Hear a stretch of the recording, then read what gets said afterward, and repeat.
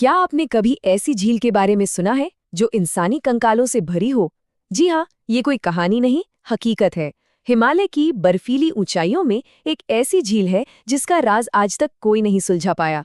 चलिए, आज जानते हैं रूपकुंड के बारे में, जिसे दुनिया कंकालों वाली झील के नाम से जानती है।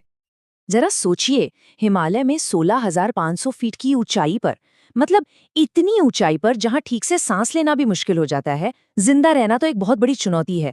बस ऐसी ही एक वीरान सुनसान जगह पर यह झील मौजूद है। अब देखिए, साल के ज्यादातर टाइम तो ये झील पूरी तरह जमी रहती है, बर्फ से ढकी हुई। लेकिन जैसे ही गर्मी आती है और बर्फ पिघलना शुरू होती है, एक ऐसा मंजर सामने आता है जिसे देखकर किसी के भी रोंगटे खड़े हो जाएं।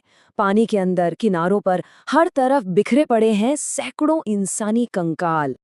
तो सवाल ये उठता है कि आखिर ये लोग थे कौन और कैसे, मतलब एक साथ इतने सारे लोगों की मौत कैसे हो गई। इस पूरे रहस्य की जो पहली कड़ी है वो हमें ले जाती है साल 1942 में। वो साल था 1942। पूरी दुनिया में वर्ल्ड वॉर 2 चल रहा था। माहौल एकदम गर्म था। अब ऐसे में जब एक ब्रिटिश फॉरेस्ट गार्ड की नज़र इन कंकालों पर पड़ी तो पहला शक किस पर जाएगा? जाहिर है, दुश्मन सैनिकों पर। फौरन ये थ्योरी बनी कि ये जापानी सैनिक हैं जो शायद छिपकर भारत में घुसने की कोशिश कर रहे थे और किसी हादसे का शिकार हो गए। लेकिन जैसे ही शुरुआती जांच हुई, ये पूरी की पूरी जापानी सैनिकों वाली थ्योरी एक झटके में हवा हो गई। पता है क्यों? क्योंकि जांच में सामने आया कि ये हड्डियां कोई हाल फिलहाल की नहीं है, ये तो सदियों पुरानी है। अब इस एक खुलासे ने इस मिस्ट्री को और भी ज्यादा उलझा दिया। तो सवाल अब और भी बड़ा हो गया था। अगर ये सैनिक नहीं थे तो फिर कौन थे ये लोग? और सबसे बड़ा सवाल, इतने सारे लोग एक साथ इस वीरान पहाड़ी इलाके में आखिर मारे कैसे गए? और बस यहीं से ये केस और भी ज्यादा दिलचस्प हो जाता है। जब कंकालों की साइंटिफिक जांच हुई तो पता चला कि वहां लड़ाई का कोई नामो निशान नहीं था, कोई हथियार नहीं मिले। लेकिन एक चीज थी जो हर कंकाल में कॉमन थी। वो थी हर खोपड़ी के ठीक ऊपर एक जैसी गहरी चोट। ऐसी चोट जैसे कोई भारी चीज सीधे आसमान से आकर उनके सिर पर लगी हो। अब देखिए, जब साइंस के सारे रास्ते एक पॉइंट पर आके रुक से गए, तो इस पहेली का एक सिरा एक ऐसी जगह से जुड़ा जिसके बारे में किसी ने सपने में भी नहीं सोचा होगा। जवाब मिला एक सदियों पुरानी लोक कथा में। वहां के जो लोकल लोग हैं वो एक कहानी सुनाते हैं। कहानी एक राजा की और उसके साथ चल रहे लोगों की जो नंदा देवी के दर्शन के लिए निकले थे। लेकिन कहते हैं कि उनके किसी काम से देवी नाराज हो गई और फिर उन्होंने एक ऐसा बर्फीला तूफान भेजा जिसमें आसमान से लोहे जैसे, पत्थर जैसे कठोर ओले बरसे और सब के सब वहीं मारे गए। अब सुनने में तो ये सिर्फ एक कहानी लगती है ना? मतलब कौन यकीन करेगा? पर क्या हो अगर इस सदियों पुरानी कहानी में ही इस पूरी मिस्ट्री का हल छिपा हो?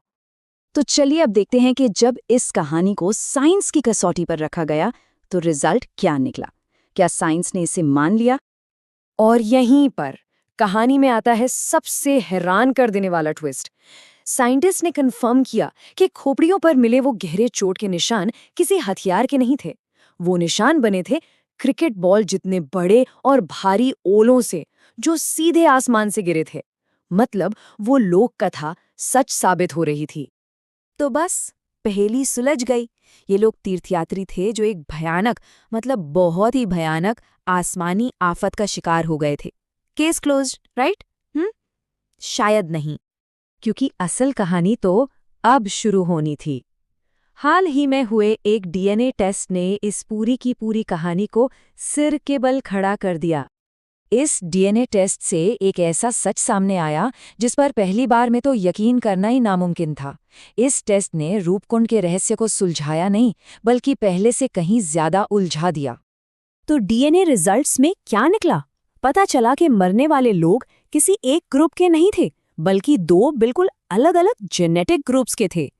एक ग्रुप तो खैर साउथ एशिया का था, जो कि नॉर्मल है, लेकिन जो दूसरा ग्रुप था वो था यूरोप के भूमध्य सागरीय यानी मेडिटेरेनियन इलाके का। अब जरा सोचकर देखिए, आज से करीब 1200 साल पहले ग्रीस या क्रेते जैसे देशों के लोग हिमालय की इतनी खतरनाक ऊंचाई पर आखिर क्या कर रहे थे? तो अब हमारे सामने सवालों की एक नई लिस्ट थी। ये मेडिटेरेनियन से आए लोग आखिर थे कौन? वो इस इंडियन ग्रुप के साथ इतनी मुश्किल और खतरनाक यात्रा पर क्यों निकले थे?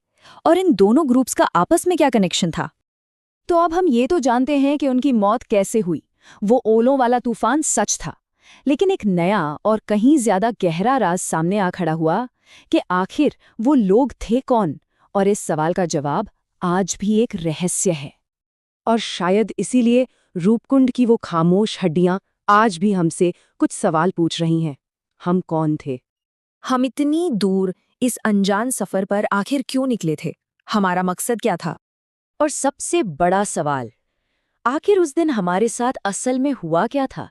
ये एक ऐसा सवाल है जिसका जवाब शायद हमेशा के लिए हिमालय की बर्फ में ही दफन रहेगा।